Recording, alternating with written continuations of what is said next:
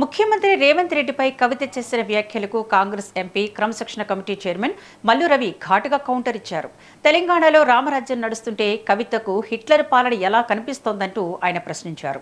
కవిత తన అనుచిత వ్యాఖ్యలను తక్షణమే ఉపసంహరించుకోవాలని మల్లు రవి డిమాండ్ చేశారు.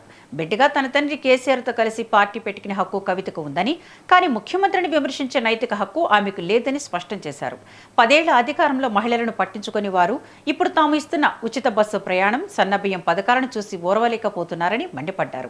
గత 10 ఏళ్లలో బీఆర్ఎస్ రాష్ట్రాన్ని 50 ఏళ్లు వెనక్కి నెట్టిందని, కేబినెట్లో మహిళలకు చోటు ఇవ్వనప్పుడు కవిత తన తండ్రిని ఎందుకు ప్రశ్నించలేదని మల్లు రవి నిలదీశారు. ఎమ్మెల్యే గారితో ఇన్ఛార్జిగా ఉన్న ఝాన్సీ రెడ్డి గారితో మళ్ళీ పిలిపించి మాట్లాడి ఈ సమస్యని పరిష్కారం చేయడానికి నిర్ణయం తీసుకోవటం జరిగింది. వేరే అంశాల గురించి కూడా డిస్కస్ చేశాం.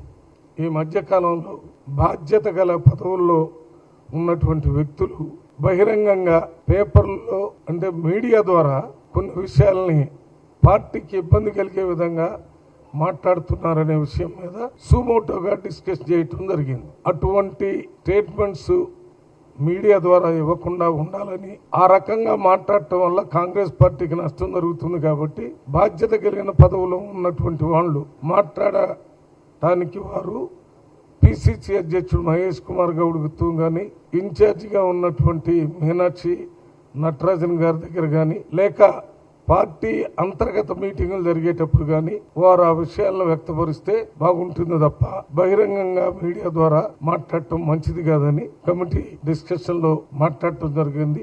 అదే విషయం